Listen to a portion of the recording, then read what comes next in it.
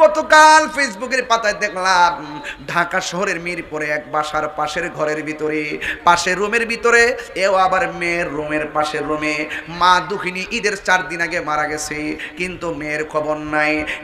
এই মহিলাটার 3টা সন্তান, একটা হলো সচিব, আরেকটা হলো ভার্সিটির অধ্যাপক, আরেকটা থাকে কানাডা।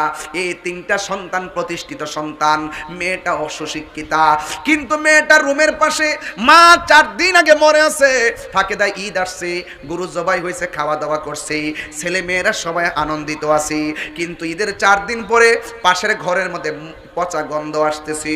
হঠাৎ করে দরজা খুলে দেখে ওই মহিলাটা মা ঘরের রুমের ভিতরে পরে মরে আছে। আমি গতকাল ফেসবুকে দিয়েছিলাম, আমি বলেছিলাম এ সন্তান তোদের মা পরে আছে কেমনে রে?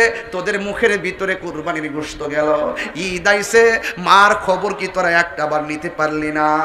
কথা কোন ঠিক কিনা? এই জন্য এই 4টা সন্তান, একটাও মার খবর নেই নাই। একটা কথা মনে রাখবেন, এই সন্তানটা যেই দিন প্রতিষ্ঠিত হয়েছে, মা জানে কত খুশি হইতো সন্তানের জন্য।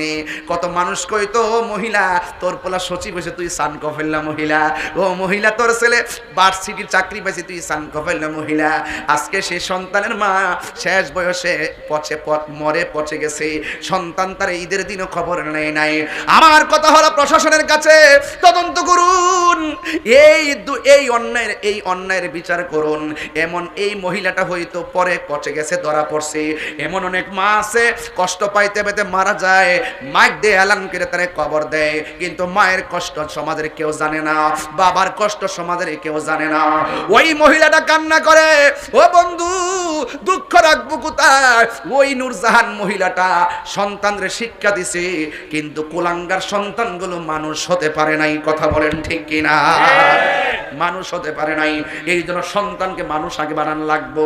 এই জন্য আমার যুবক ভাইয়েরা, সীমানার পারে বন্ধু, আমি তাগিরি প্রায় 1.5 ঘন্টা হয়ে গেল স্টেজের মধ্যে আসলাম, চোখের পলকে সময়গুলো চলে যাইতেছি, আর হয়তো 15-20 মিনিট সময় দিমু, কিন্তু অনুরোধ করে বইলা দেয়া যায়, তাহিরির ওয়াজ যদি শুধুমাত্র 1 মিনিটের জন্য ভালো লেগে থাকে, খবরদার বলে গেলাম, জীবনে কোনোদিন মা বাবার মনে কষ্ট দেওয়া যাবে না, বোনের মনে কষ্ট দেওয়া যাবে না, বাবার মনে কষ্ট দেওয়া যাবে না, রক্তের সঙ্গে বেঈমানি করা যাবে না। কথা বলেন ঠিক না ঠিক?